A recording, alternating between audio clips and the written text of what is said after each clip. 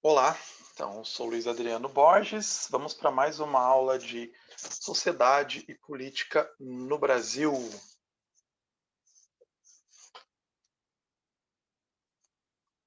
Tema de hoje, então.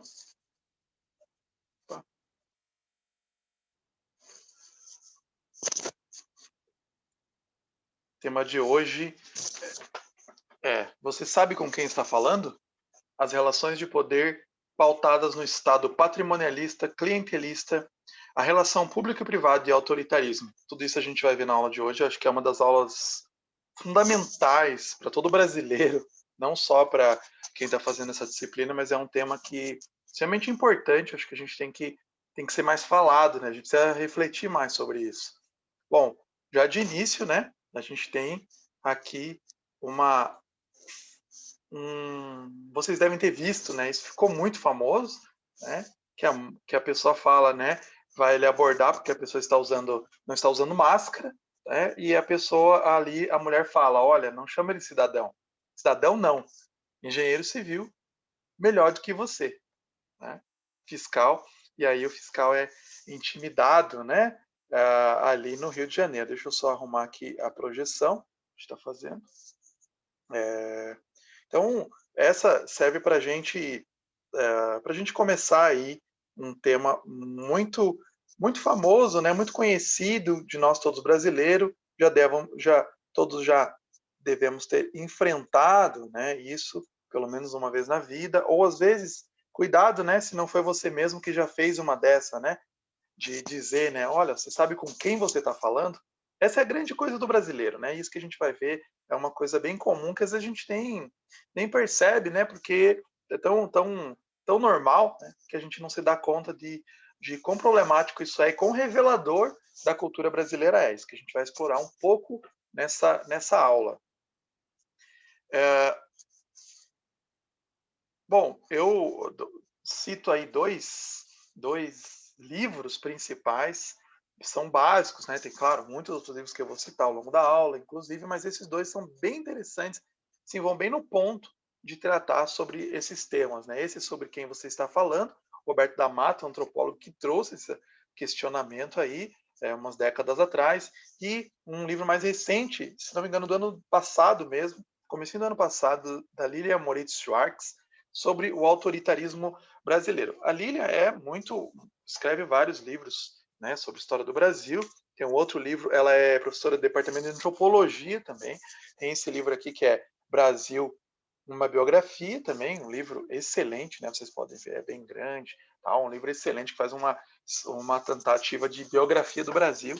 Né? Aí esse livro ela pegou e fez só focando mais nessa questão do autoritarismo brasileiro, né? É, assim, a gente já pode ver que esse é um problema, né, de usar às vezes favorecimentos e tal ilícitos, né, desde o do começo, do nascimento da nossa nação. A gente tem essa carta do Pero Vaz de Caminha, né, que é considerada a carta fundante do Brasil, quando ele chega no Brasil e daí ele manda a carta para o rei, né, falando o que ele encontrou e contando, narrando. No final da carta, ele pede ao rei que ele preste um favor, mandar remover da ilha de São Tomé um genro dele que estava exilado naquela ilha. Então já, a primeira carta, já mostra esse pedido de favores, né, que por fora da lei, usando da influência. Né? Já está aí desde sempre essa marca. Né?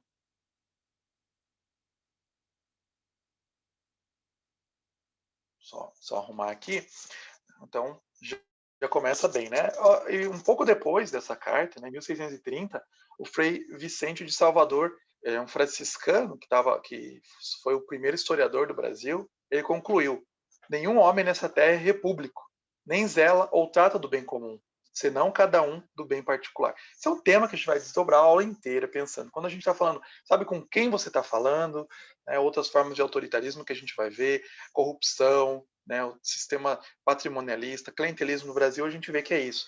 Tem uma ausência de preocupação com o bem comum. As pessoas não estão se preocupando com o bem comum, cada um só, né, pensando egoisticamente, só no seu próprio. A gente pode pensar, né, uma série de posicionamentos que a gente vê no cotidiano das pessoas fazendo esse tipo de ação, né? No seu cotidiano, elas pegando e fazendo uso né, de às vezes de autoritarismo, passando por cima, nem aí, né, para as outras pessoas, para o bem comum mesmo, né? A gente não está pensando numa coletividade, está pensando simplesmente em mim, né? Então isso é bem sintomático dos problemas que a gente enfrenta desde sempre, inclusive até problemas mais recentes como aí o coronavírus, né?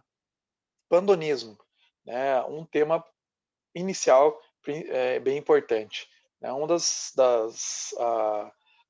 fenômenos, né, que existe aí no Brasil, o fenômeno do coronelismo, que começou ali no século XIX, que era um posto bem alto dentro da Guarda Nacional, né, no século XIX, que ligava os proprietários rurais ao governo. Então, não era pago, as pessoas, inclusive, tinham que provar que elas tinham uma certa renda para fazer parte dessa Guarda Nacional. Então, eram meio que as elites regionais, e elas acabavam sendo ajudavam a segurança local, mas também exerciam poder de influência, né, na região, de mandar, né, depois até de ajudar a eleger os vereadores, eleger deputados pela força da espada mesmo, né?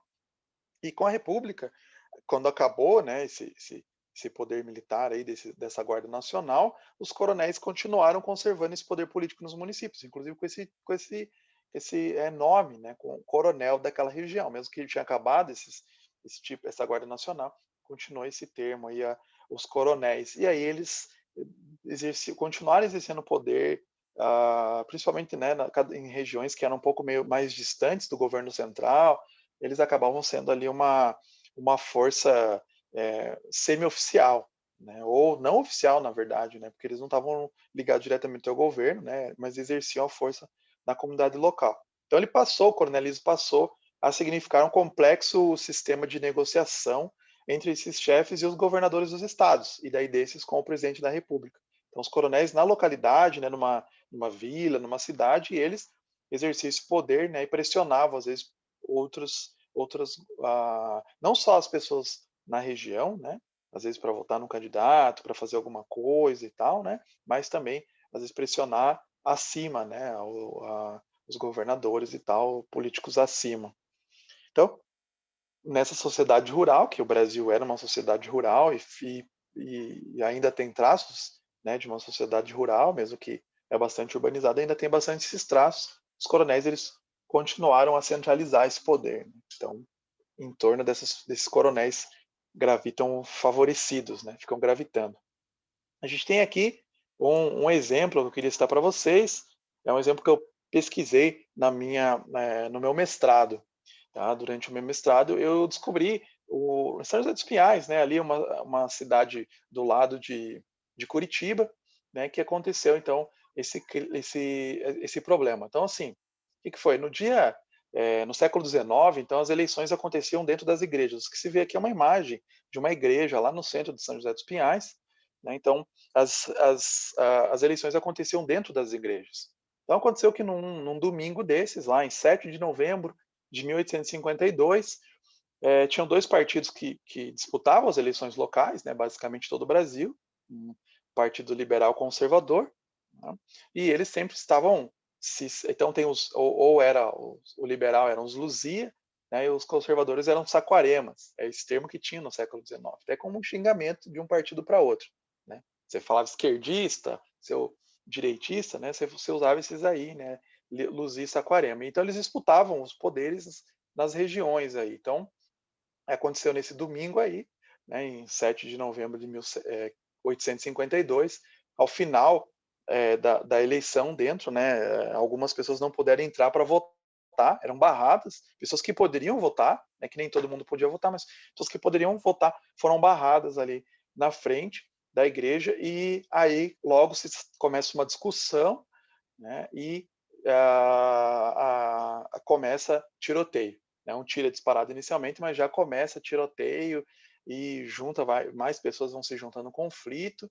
Né, então, no fim, 20 pessoas morreram, 20 pessoas ficaram feridas, 6 morreram nesse dia, e esse acontecimento repercutiu até no Rio de Janeiro, que era a capital do Brasil na época, né? E o primeiro presidente de província, o primeiro governador do Paraná, quando ele chegou aqui, ele falou, né, nessa região, né, as pessoas eles decidem as eleições pelo Bacamarte. né? Eles pleiteiam o triunfo da urna com o bacamarte, que o bacamarte era a arma da época, né? Então, esse é um exemplo de uma coisa que acontecia muito no século XIX, violências eleitorais, disputas eleitorais locais, né, onde eles saíam no tiro mesmo, matavam para eleger certas pessoas. E nessa eleição aí, no caso, um dos que tinham sido mais votados morreu, né, nesse tiroteio. Então isso era muito comum no século XIX e, na verdade, é uma coisa que continua. Também acontece violência, a gente vai ver que vou mostrar uns dados, violência eleitoral continua até os dias de hoje. Então, um exemplo de mandonismo aí, de coronel que permanece, né? Um grande exemplo, né? O José Sarney. Ele ficou 62 anos no poder, né? Ele teve o cargo de deputado, governador, senador por 5 mandatos, 2 durante a ditadura e 3 em regimes democráticos.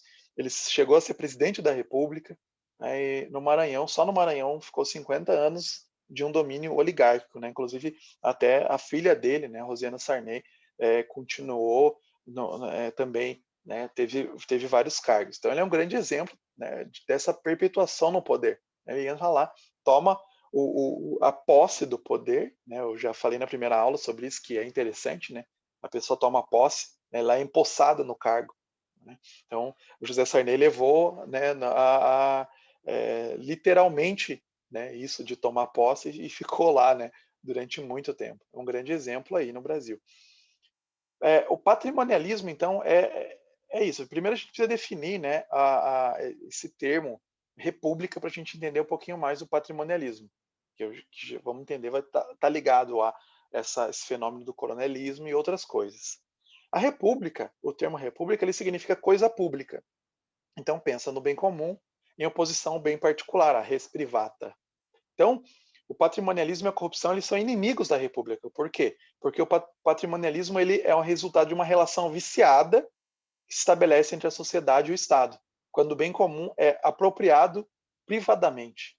Entende-se que o Estado é bem pessoal, é um patrimônio de quem detém o poder. Então é isso que é o patrimonialismo. Ele vai lá e toma o poder como um patrimônio dele. Né? E você vê isso, muitas famílias, muitos políticos, eles vão se perpetuando no poder quando eles fazem isso. Eles tomam lá, não, esse cargo aqui, né, você vê em várias regiões, você vê os mesmos políticos vão se revezando. Né? Até desde uma capital, né, por exemplo, Curitiba, vou citar exemplo, até aqui Toledo mesmo, né, a cidade aqui, né, que a gente está aqui na UTFPR. Também acontece isso, você vê, vão se revezando, então vai tendo uma perpetuação sempre os mesmos. Né? Às vezes acontece de um outsider, né, alguém de fora ganhar a eleição também, participar, mas é muito raro. Então as pessoas normalmente entram no poder e se estabelecem lá e ficam para muito tempo. Né? Então o que acontece?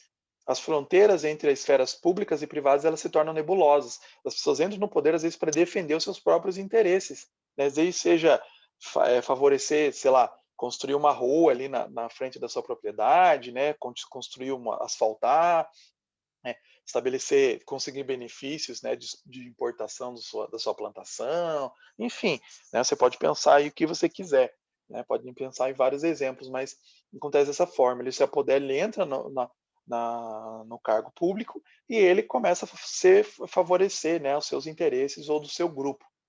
Muitas pessoas falam assim, a gente devia tornar os cargos públicos, as pessoas não deviam receber, né, por cargo público.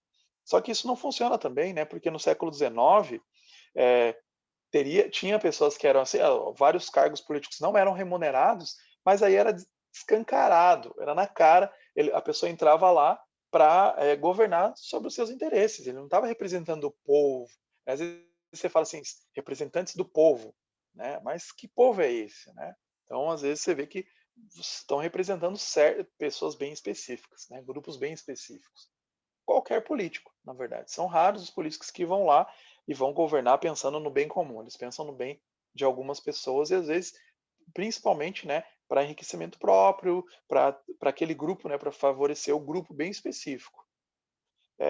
Eu já falei, né, do Sérgio Buarque de Holanda, e nesse livro Raiz do Brasil, citando novamente, né, que ele fala do homem cordial, quer dizer, o homem cordial é alguém avesso à razão impessoalizada, né? Ele contribui também essa visão do homem cordial para o patrimonialismo brasileiro, né, quando mistura os interesses privados com os públicos. O brasileiro é muito assim, aquela coisa assim, ele não quer uma coisa impessoal, né? Ele quer uma coisa assim pessoal, né? Ele chama a pessoa para lá para o churrasco, para sempre, né? Como assim você tem que tomar um café com a pessoa para tratar, né, com alguma coisa importante, não pode chegar ser direto, né, com o brasileiro você nunca pode ser direto nas coisas, você tem que, né, ir falando, né, com ele. Então o brasileiro tem essa emoção muito forte, né? O Sérgio Buarque de Holanda ele fala, inclusive, né, que essa emoção, né, é muito forte no brasileiro, né, a questão da emoção. E essa cordialidade vem ele usou esse termo, não quer dizer só essa coisa, o brasileiro é um homem cordial, quer dizer que ele é amigo de todo mundo e tal, não. Quer dizer que o brasileiro usa do afeto, e pode ser às vezes uma raiva também, né? O brasileiro usa a emoção, né, a raiva para usar a política, para participar na coisa pública. E não, no cotidiano também, não só na política, né? No cotidiano brasileiro é muito emotivo, né? Então vem daí essa palavra cor, né? Que vem a coisa do coração, né? O cardíaco vem dessa palavra. Então o brasileiro governa ou não usa a razão, né? Ele usa a afeição, né? O afeto. Aí, por isso, o Sérgio Buarque de Holanda vai te falar, por isso a frouxidão das instituições, né? Porque tem as instituições, tem as regras, mas o brasileiro, né, dá um jeitinho ali, né, modifica, usa a emoção, né? Veja bem, como é que a gente pode fazer isso aí, como é que a gente pode, né, contornar essa lei, né? O Raimundo Faoro, que eu também já citei nesse livro Os Donos do Poder, ele também fala sobre personalização, quer dizer, personalizar a política, né? Tirar, assim, eu não estou entrando lá num cargo político e vai ser às vezes fala, né? Não, ele fez uma administração técnica. Né? Não, ele faz uma administração com o coração, né? Ele personaliza aquilo, né? Ele é aquela pessoa, né? O paizão, por exemplo, que se fala, né? O paizão político, né? Que é um paizão e tal. Isso ficou muito forte, né? Lembro de Túlio Vargas, era muito isso, né? Pai dos pobres, que se falava, daí do lado o cara falava, né? Mãe dos ricos. Né? Mas essa coisa, né? O brasileiro ele quer tornar pessoal sempre as coisas, né? E no poder acontece isso, né? Se tornam bem pessoais. E a aristocracia rural ela personalizava leis as próprias instituições, né? Está falando já nos séculos passados, mas isso acontece até hoje, né? Você vê a figura dos políticos, né? Como figuras pessoais, né? Inclusive nos ataques até, né? E a gente chega nesse livro aí que eu falei, né? Você sabe com quem está falando. É muito interessante o que ele faz aqui, o que o Roberto da Mata faz nesse livro. É fenomenal essa ideia. Né? Então, assim, o que ele vai falar nesse livro?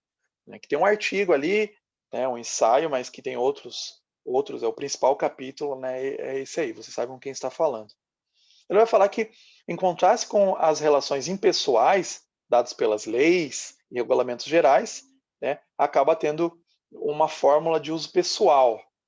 Você sabe com quem está falando. Né? Então, essa frase ela é uma função da dimensão hierarquizadora e da patronagem que permeiam nossas relações sociais, permitindo o estabelecimento de elos personalizados em atividades basicamente impessoais. O que é isso? Você tem uma hierarquia, sempre tem uma hierarquia no brasileiro, não tem uma igualdade. A gente fala assim, tem igualdade e tal, mas quando você vê na realidade, sempre está rolando uma hierarquização em todos os lugares, em todos os tratos. O brasileiro está sempre procurando hierarquizar. Então, quando ele fala isso, sabe com quem que está falando? Ele está, coloque-se no seu lugar, né? Eu estou acima de você, é isso que eu estou dizendo. Eu estou já mesmo que assim, né? Eu não tenha praticamente nada, né? Chega lá falar com um cara que às vezes é superior. Igual lá naquele caso, ali no começo, né? Que a mulher fala, né? Você sabe, como assim? Né, cidadão não, engenheiro civil, melhor que você, né? Ela fala pro fiscal. Aí depois foram ver o fiscal tem doutorado e tal, né, lá, né? Então fica até meio ridículo muitas vezes essa coisa de que você sabe com quem você está falando, né? Eu sou engenheiro civil, eu sou arquiteta, né, que apareceu outras vezes, eu sou não sei que fulano de tal, né? E tenta hierarquizar, tenta se colocar acima, né? E não tá valendo a lei, né? Sustém a lei, acaba, né? Põe em suspensão a lei porque eu sou mais importante que você, né? Então acaba. Então é isso que acaba. São, por exemplo, atividades basicamente impessoais, né? Então, por exemplo, vem um fiscal ali falando: você está errado, você não está usando máscara, né? É a lei, tem que usar máscara, né, no lugar público, e vem ali, ou outras coisas também, né, às vezes a pessoa levou uma multa, a pessoa lá, multa de trânsito, a pessoa vem, você sabe o que você está falando? Sou arquiteto, como que você está me multando? É uma lei ali que todo mundo, não importa quem você é, mas o brasileiro fala, não, você não pode me multar, né? Eu sou, eu tenho tal título, tal titulação, eu sou fulano de tal, você não conhece, eu sou amigo de fulano de tal, às vezes a pessoa fala até isso, né? Não, mas eu sou amigo de fulano de tal, como assim você está me tratando assim? Eu sou amigo do juiz, lá, sou amigo do prefeito, sou parente de não sei quem, né? E se usa muito, então se torna pessoal, né, uma relação que seria impessoal, por exemplo, guarda de trânsito e a pessoa que está sendo multada ali.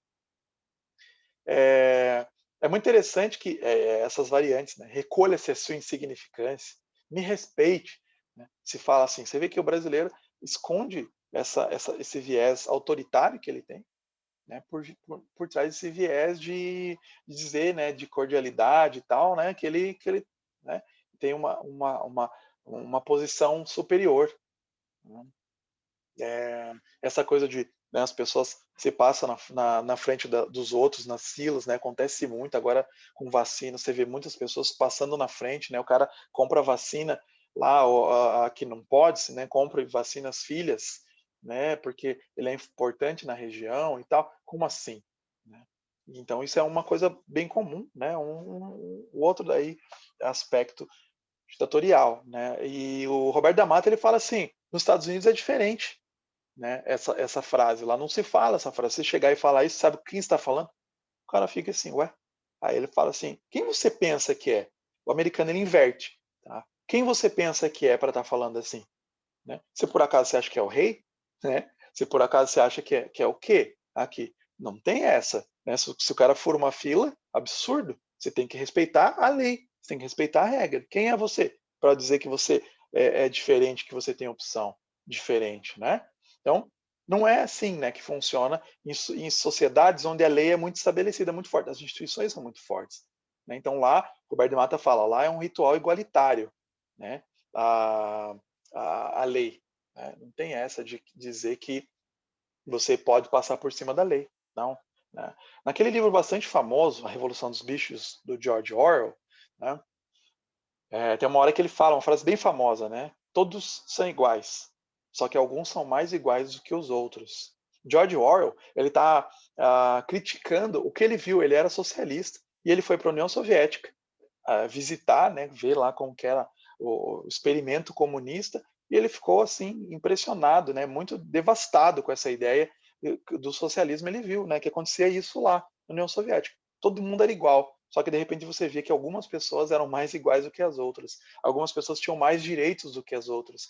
Nesse livro, né, a Revolução dos Bichos, lá os porcos eles assumem o poder, eles impõem sobre os outros. Eles falam assim, é tudo igual, todo mundo é igual, né, mas eles vão lá e passam a viver como seres humanos, né, a ter outros direitos, a comer uma comida melhor, né, e o George Orwell viu isso acontecendo na própria União Soviética, ele via isso que acontecia em muitos países que tinham essa verbe, né, essa inspiração socialista, né, que era essa ideia. Então, mas isso não é só em países socialistas, não. A gente vê no Brasil, a gente vê até pessoas, às vezes, de espectros diferentes da política, né? Pode ser de direita, pode ser de esquerda, mas ele coloca isso, aparece ele falando isso. Né? Às vezes até você vê pessoas que são conservadoras, né, que eram para defender, né, direitos iguais, direitos que todo mundo, né, de defender as instituições, mas ele passa por cima e coloca, né, se coloca como acima da lei. Né? Você sabe com quem está falando, né? Eu estou acima de você. Né? Então essa pessoa, né, que está aí com pretensão de superioridade, ela está no plano da fantasia, né? Pois realmente, né, é uma coisa que não existe, como se ela tivesse mais direito do que os outros. É um absurdo isso. Então essa pretensão autoritária que se esconde, né, às vezes, né, com um sorrisinho, tal, com um bater, um tapinha nas costas, mas a gente tem no dia a dia, nas nossas relações cotidianas, a gente tem muito isso, né? Essa pretensão autoritária. Alguns exemplos.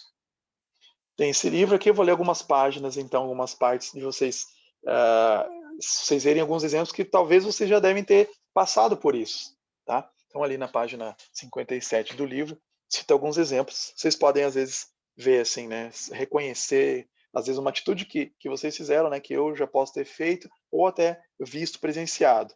Vamos lá. No estacionamento de automóveis, o guardador diz ao motorista que não há mais vagas. O motorista, entretanto, insiste, dizendo que as vagas estão ali. Diante da negativa firme do guardador, o motorista diz irritado: "Você sabe com quem está falando?" E revela a identidade de oficial do exército.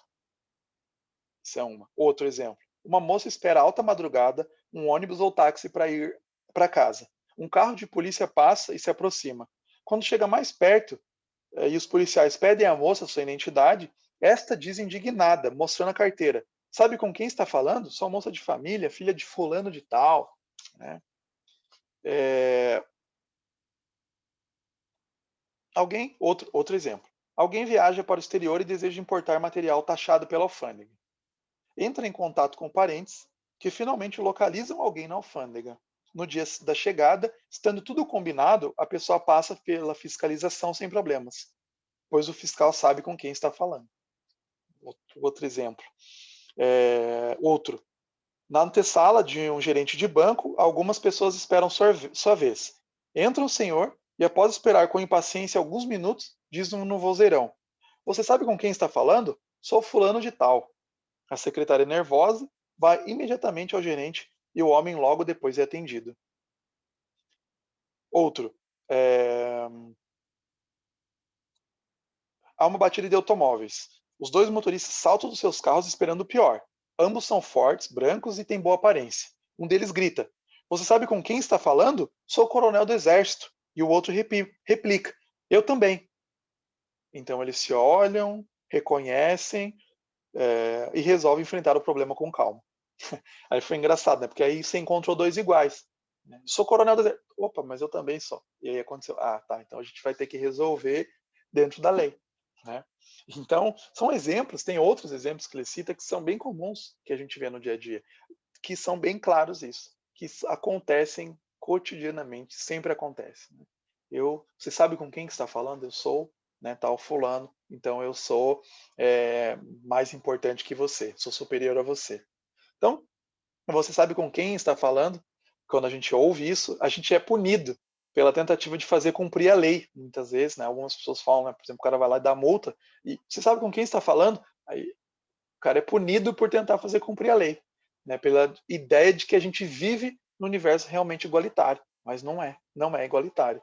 A moral da história é a seguinte, né? O que a gente pode ensinar? O que o meu filho aprenderia se eu estivesse num trânsito e acontecesse uma situação dessa? Né? Eu falasse, não, mas eu sou fulano de tal. Né? O que o meu filho ia aprender olhando isso? Ele ia aprender que confie sempre em pessoas e em relações, jamais em regras gerais ou leis universais. Né? As leis existem para serem quebradas. Né? As pessoas até brincam, né? Que o brasileiro adora quebrar leis, né? Quebrar regras. É por isso que o avião foi inventado no Brasil, né? Tentar quebrar a lei da gravidade, né? Então não foi inventado em outro lugar, foi inventado no Brasil, porque aqui, né? A gente é bom em quebrar regras, né? Mas fora a brincadeira, né? Isso a gente vê os problemas, né? Que isso podem levar. Isso pode acumular e a gente vê, né? O caos que gera isso. E essa outra frase, né? Aos inimigos a lei, aos amigos tudo. Essa frase demonstra isso, né? Quando a gente quer, a gente usa a lei quando é para ferir alguém. Né? Aí a gente usa a lei. Não, peraí, agora vamos chegar na lei. Mas, quando a gente está falando de amigos, a gente esquece isso aí, né? A gente dá um jeito, né, de fazer, de dar o jeitinho brasileiro. Né? Então tem esse código duplo, né? Um relacionado aos valores de igualdade, outro relacionado aos de hierarquia. Eu estou acima, né? Você sabe com quem estou falando, sabe com quem que você está falando, então, né, eu sou hierarquicamente superior a você, você tem que aceitar, né, independente da lei. Total ausência faltou ali, né? Total ausência, total maleabilidade nas regras e nas leis, né? Foi muito engraçado esse caso dessa frase, né? A lei não pegou. É muito comum entre nós a gente falar isso, né? A lei não pegou, né? Não pegou. Foi muito engraçado. Uma vez estava tendo aula nos Estados Unidos e o professor ele tinha estudado sobre o Brasil, ele tinha vindo para cá estudar, fez uma bolsa sanduíche aqui no Brasil, né? E ele falava português e tal, claro que com bastante sotaque, mas ele ficava contando algumas histórias sobre a cultura brasileira que ele ficava estarrecido, né, eu não entendia. E ele estava na aula uma vez e ele contou isso, ele falou: "Ah, é, daí tem essa lei no Brasil, né, que não pegou". E aí ele ria, né, se matava de rir, se divertia, né, falando, e aí as pessoas, os alunos, né, sem entender. Aí tinha os brasileiros, né, eu, uns colegas, a gente ria um monte porque é uma coisa meio absurda, né, totalmente absurda, né, você falar que você publica uma lei e a lei não pegou, as pessoas não seguiram, né. Nos Estados Unidos você faz uma lei, a lei está válida, né, totalmente, como assim? Né. E muitas leis aconteceram isso no Brasil, né, mesmo a lei, eu já citei a lei dos sexagenários, né, a lei da proibição do tráfico, foi em 1850, né, se proibiu o tráfico de escravos em 1850 por pressão dos ingleses, né, então fez essa lei, e os brasileiros continuaram traficando escravos, né, por baixo dos panos, e aí se falava, né, essa lei não pegou de acabar com o tráfico de escravos, né, continuou vindo escravos. Né, não era para acabar a escravidão, era só para acabar, né, trazer escravos da África, mas continua tendo. Então a lei não pegou. Um exemplo. Acontece muitas leis, né, disso.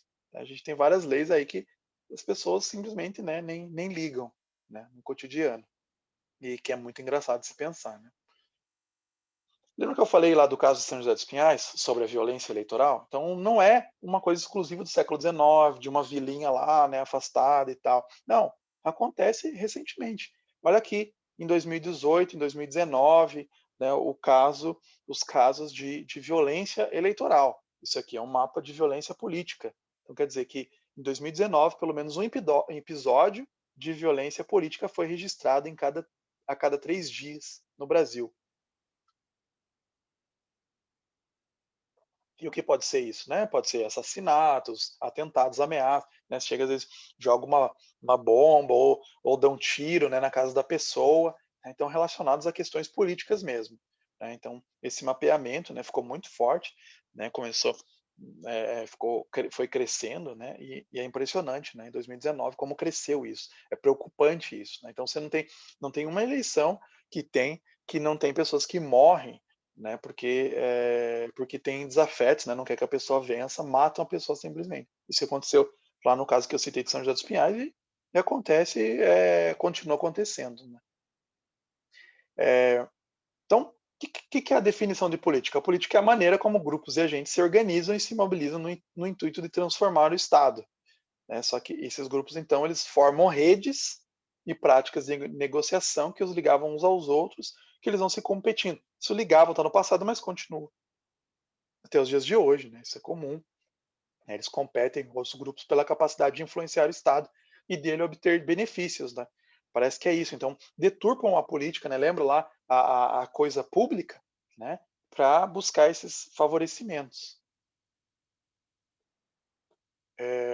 Então, a política como um campo de ação, né? Portanto, permeada de relações pessoais e por interesses privados. Por meio delas, os indivíduos buscavam ampliação do seu poder político e econômico. Aqui um exemplo também de um outro caso, não sei se dá para ver muito, deixa eu ver se eu ponho aqui uma lupa, de um caso que eu estudei no doutorado, né, na história do Brasil, que eu estudei esse carinha aqui, ó, Barão de Antonina, tá? E ele de Curitiba, ele era muito importante, na verdade, nasceu no Rio Grande, negociante de animais, século XIX, ficou muito importante, chegou até ser senador, o primeiro senador pelo Paraná, né, quando o Paraná se separou de São Paulo. E aí é muito interessante porque você vê na relação dele os principais envolvidos na política de São Paulo do século XIX, ele estava lá, né?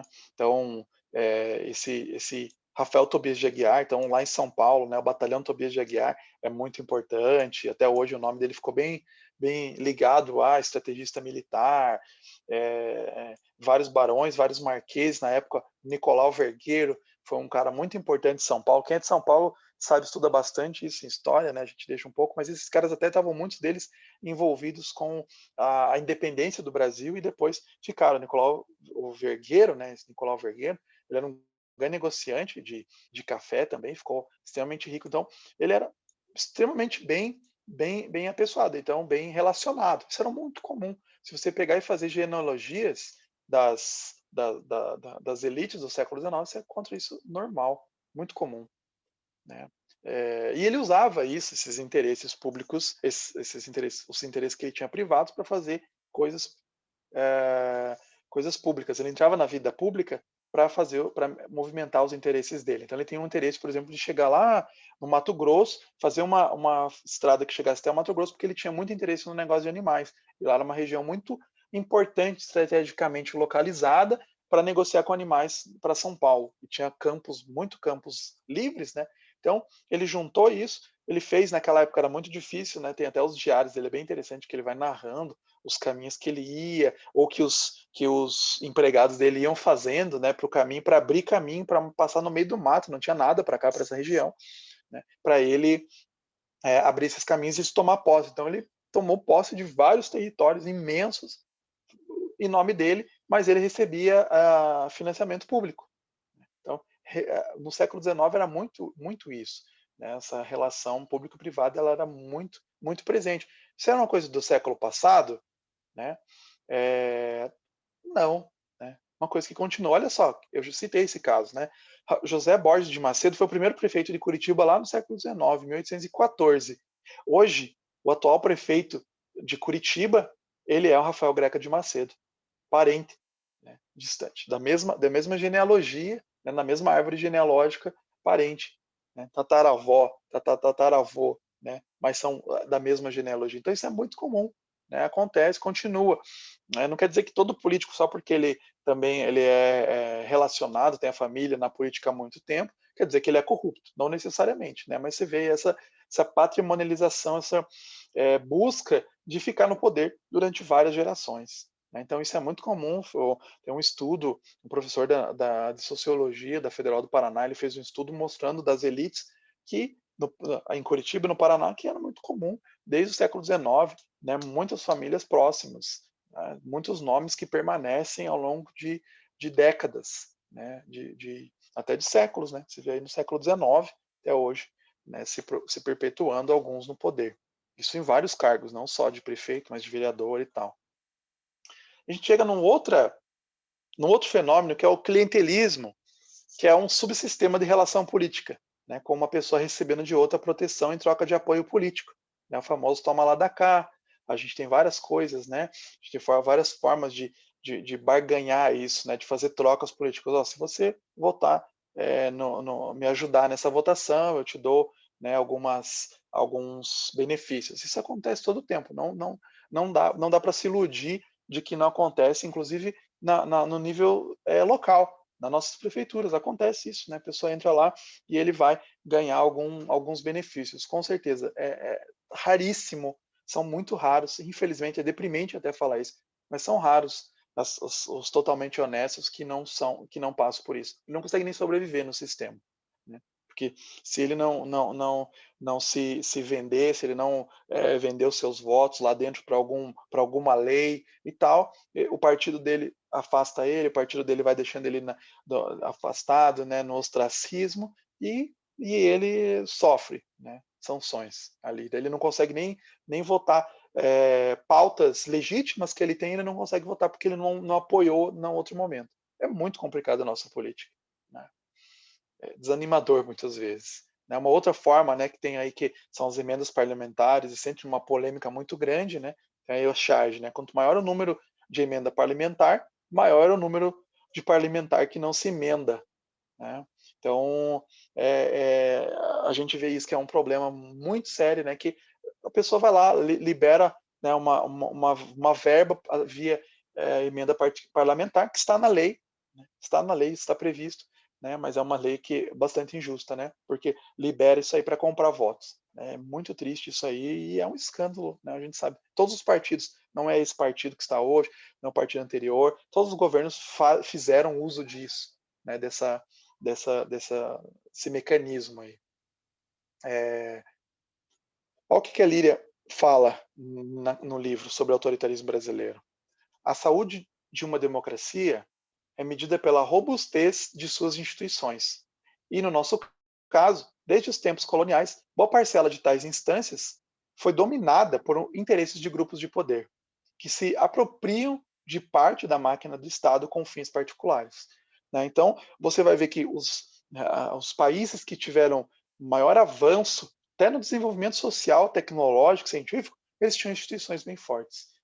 Os países que não tem instituições fortes, que é muito comum na América Latina, né, acabam tendo desigualdades, muitos problemas sociais. Aí você vê países, às vezes, que são um pouco mais fortes, né, que, por exemplo, o Chile, né, tem instituições um pouco mais fortes, você vê que eles têm um desenvolvimento, por exemplo, IEDH, né, Índice de Desenvolvimento Humano, muito melhor que o nosso. Né? Inclusive, liberdade econômica, índice de corrupção baixíssimo. Né? Então, por quê? Está ligado a instituições fortes.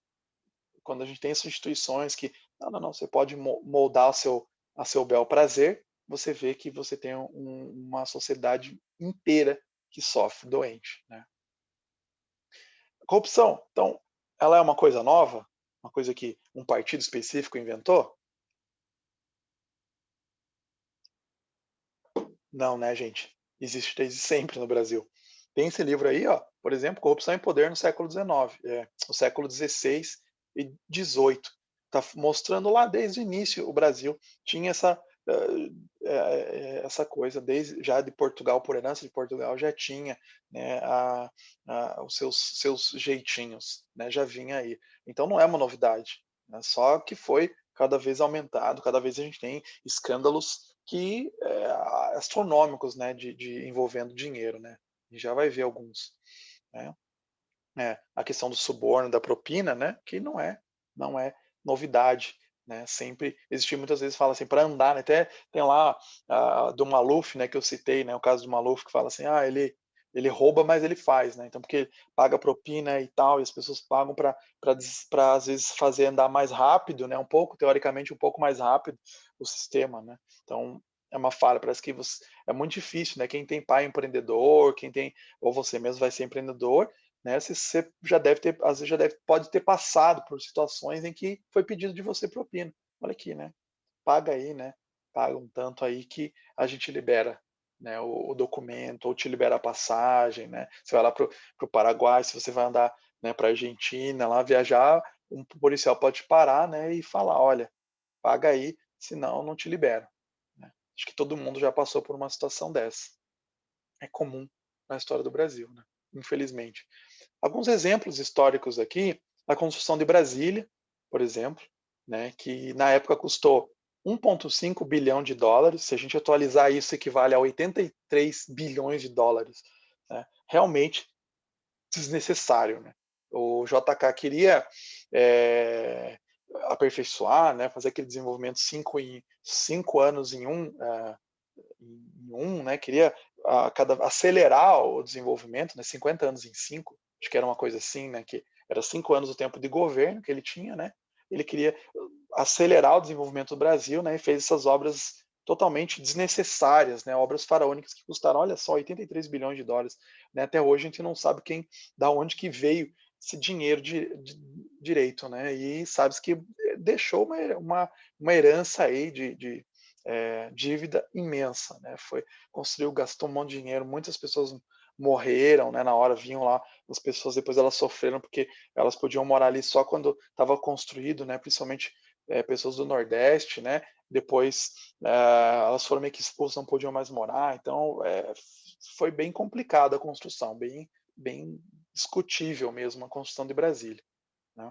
Outro exemplo, às vezes as pessoas falam, não, o governo militar foi uma época que não tinha, né, corrupção, vamos voltar, né, à época militar, mas assim, é falta de conhecimento histórico mesmo, né, tinha corrupção, claro que era escondido, né, então não tinha, como era governo militar, né, havia censuras e não ficavam sabendo, né, todas as coisas. Então, um exemplo de construção que gastou também milhões de reais, aí, a construção da Transamazônica, né, que além de tudo foi mal construída, devastou floresta, né, um monte de floresta, consumiu bilhões de dólares, até hoje tem trechos intransitáveis, né, e aí um gasto absurdo.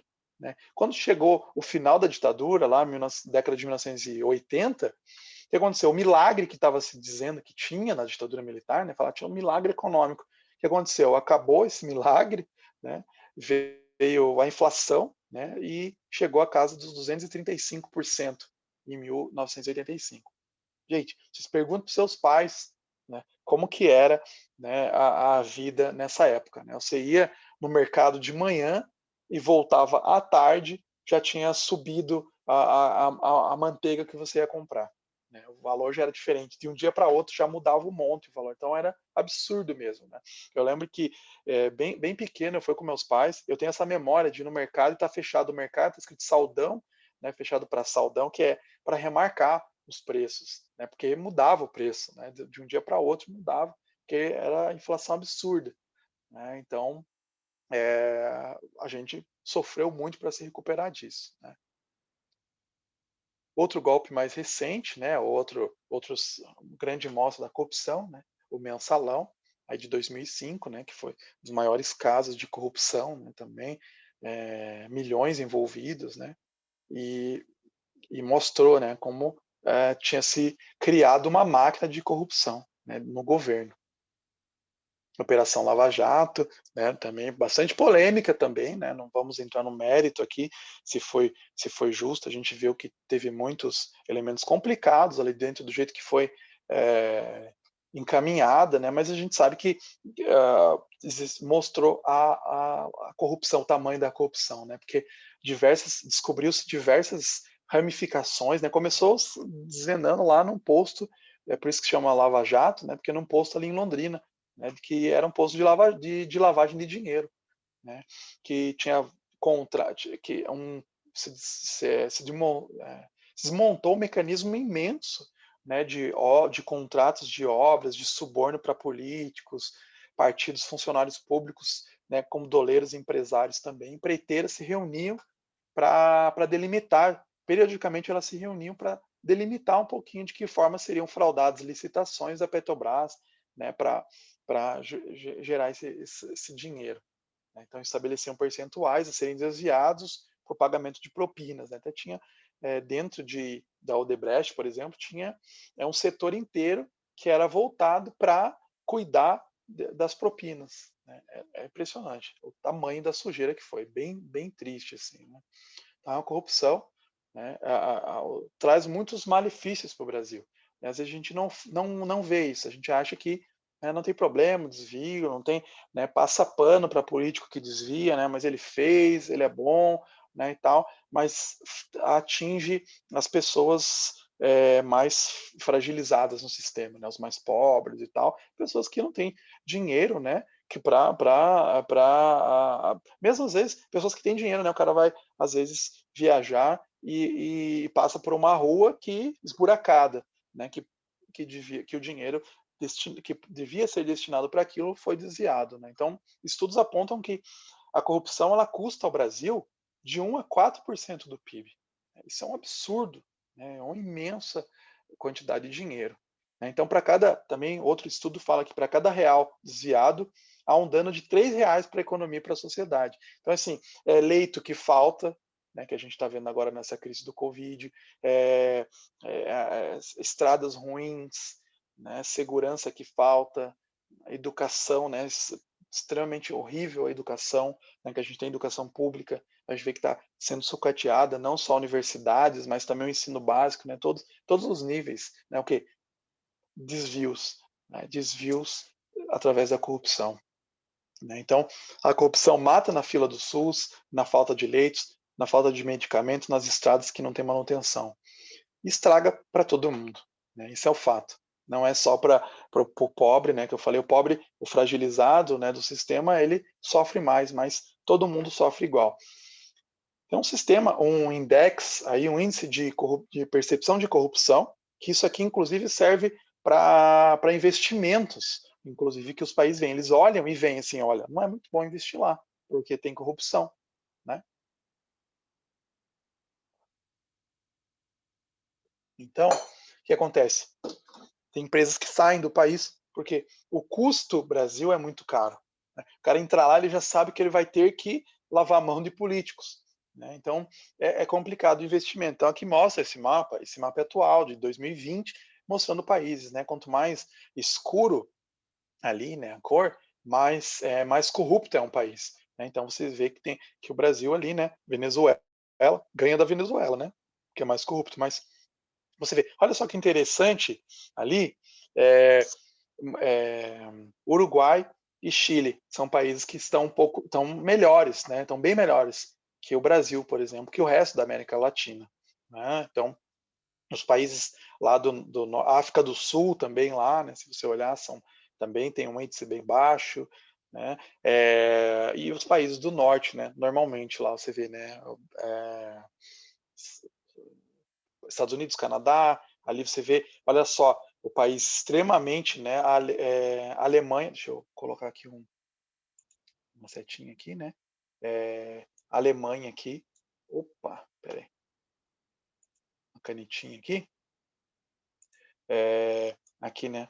Alemanha, e aqui nessa pontinha, né? Holanda, né? E claro que os países escandinavos, a Inglaterra aqui, são países, né? Principalmente esses aqui, né? São países. Eu já falei, né? Na primeira aula, falei da cosmovisão dos holandeses, né? Quando o indiano vai visitar, né? A Holanda, claro, eles não são perfeitos, né? Não dá para a gente achar, são países, é um paraíso lá. Não é. Tem problemas também, mas se vê em comparação, né? São países impressionantes do ponto de vista da corrupção, né? Onde a corrupção é bastante mal vista, inclusive. Tá? Deixa eu compartilhar aqui um vídeo com vocês. Vocês já devem ter visto. Deixa eu ver se eu consigo, tá? Compartilhar isso aqui.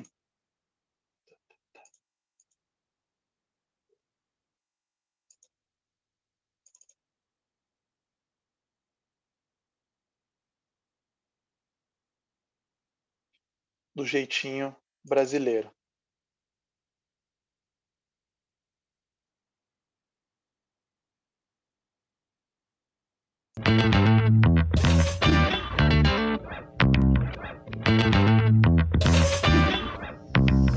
Sejam bem-vindos ao Nerdologia. Eu sou o Átila, biólogo, pesquisador, e o Nerdologia tá aqui para dar exemplo. Hoje vamos ver o que desperta a desonestidade. Ano passado, o Brasil caiu no ranking de percepção de corrupção do Transparency, que, embora criticado, ainda é uma fonte de consulta para quem planeja investir em outros países. Não estamos entre os piores, mas ainda estamos na categoria dos muito corruptos. Em um teste feito pela revista Reader's Digest, no Rio de Janeiro, das 12 carteiras com dinheiro esquecidas, apenas 4 foram devolvidas, e uma delas voltou sem dinheiro. E o Rio ainda se saiu melhor do que Lisboa, onde apenas uma carteira voltou pro dono, enquanto na cidade mais honesta do teste, Helsinki, na Finlândia, 11 voltaram. Mas de onde vem essa diferença entre os locais?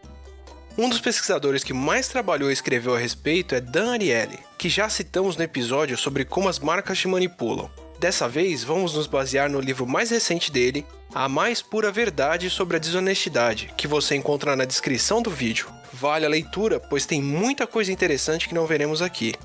Um dos vários experimentos que Dan e seus colaboradores fizeram foi aplicar um teste de matemática valendo dinheiro para cada questão certa. As pessoas tinham a opção de escrever a resposta em um cartão, conferir o gabarito e contar para o entrevistador quantas perguntas acertaram e destruir as evidências. Se mentissem o número, receberiam mais dinheiro sem que ninguém soubesse. Ou melhor, quase ninguém, porque ao comparar os acertos de quem podia mentir com outro grupo que entregava a prova para ser corrigida, era possível saber quantas pessoas acertavam de verdade. Comparando os acertos de quem não podia mentir com os acertos de quem podia, dava para saber quantas pessoas trapaceavam para ganhar um pouquinho a mais. O resultado? As pessoas exageravam em média 15 questões a mais para cada 100 pelo qual foram pagas. O mais curioso foi que pagar mais pelas questões não aumentou as trapaças. Quando o valor pago por questão era muito alto, as pessoas trapaceavam um pouco menos. Claro, sempre havia um ou outro que diziam ter acertado tudo, mas eram poucos os casos. A maioria exagerava só um pouco. O que levou Ariely a propor que, em geral, as pessoas não querem se ver como alguém desonesto, mas também querem se beneficiar. O que faz com que trapaceiem apenas um pouco, o suficiente para se dar bem, mas menos do que os deixaria desconfortável. Tudo bem correr mais do que o limite permitido, se for só um pouquinho a mais. Como a bicicleta que foi roubada ao longo do ano, cada um leva só um pouco de culpa, o suficiente para levar vantagem, mas menos do que o deixaria desconfortável. Tanto que quando se criava uma distância entre o dinheiro e o exagero, quando a pessoa era paga com vale-presente, por exemplo, a quantidade de trapaça aumentava. Você teria coragem de levar dinheiro do caixa do local onde trabalha e levar um bloco de papel sulfite para ajudar no trabalho de escola dos filhos? Qual o problema de roubar uma caneta? Não é dinheiro, mas o valor final não é o mesmo. Agora lembre o quão distante fica Brasília dos eleitores e do local onde o dinheiro público seria aplicado. Aliás, o dinheiro não, a verba, a comissão, a licitação, tudo bem abstrato e distante. Tudo piora quando há uma chance de racionalizar ou justificar a desonestidade. Outros trabalhos na mesma linha de Ariely mostraram que quanto mais tempo para se pensar em uma justificativa, mais as pessoas foram desonestas. Roubar por uma causa é muito mais fácil. Ou pior ainda, quanto mais gente faz aquilo também, menor a culpa com a trapaça. Tudo bem atravessar fora da faixa, ninguém usa ela mesmo. Tudo bem não ir pro Congresso, ninguém vai na sexta mesmo. Ah, mas isso foi entre estudantes americanos. Se repetissem o teste aqui, com certeza viriam mais desonestidade. Será? Pois repetiram o teste de matemática com e sem correção em diversos países do mundo.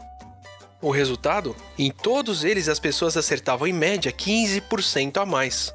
O que nos traz para a conclusão de Dan Ariely. As pessoas têm a mesma propensão a serem desonestas. O que muda entre um país e outro são o sistema de leis e de incentivos à desonestidade, uma diferença cultural. Agora ouça novamente a propaganda de 76 com o jogador Gerson Nunes, que criou a famosa Lei de Gerson, e me diga se nossa cultura favorece trapaça. Por que pagar mais caro se o Vila me dá tudo aquilo que eu quero de um bom cigarro? Gosto de levar vantagem em tudo, certo? Leve vantagem você também. E sabe o que fez os estudantes roubarem mais nos testes de matemática? Um mau exemplo. Ter um ator disfarçado trapaceando na frente de todo mundo, anunciando que acertou tudo e levando dinheiro sem consequências, fez com que quem participava fosse bem mais desonesto. E quanto maior a figura de autoridade do trapaceiro, mais ele influenciava os outros.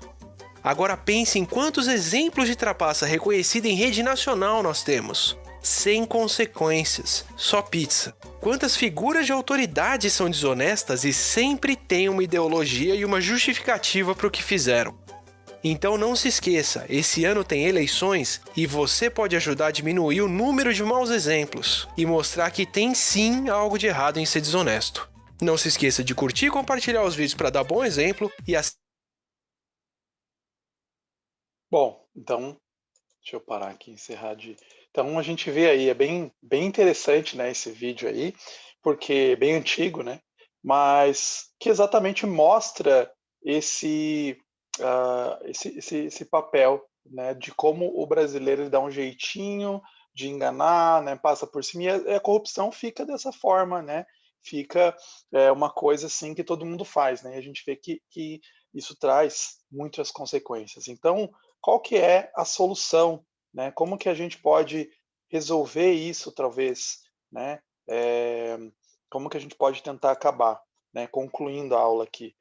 É difícil acabar, né? Com certeza. A gente não vai acabar, mas a gente precisa mudar a cosmovisão. Você viu ali que é uma questão cultural. A gente precisa mudar a forma como a gente encara a corrupção, né? Desde os pequenos atos. O brasileiro precisa pensar mais no bem comum. A gente vê cotidianamente exemplos de brasileiro não pensar no bem comum. Às vezes a pessoa não querer usar máscara, né?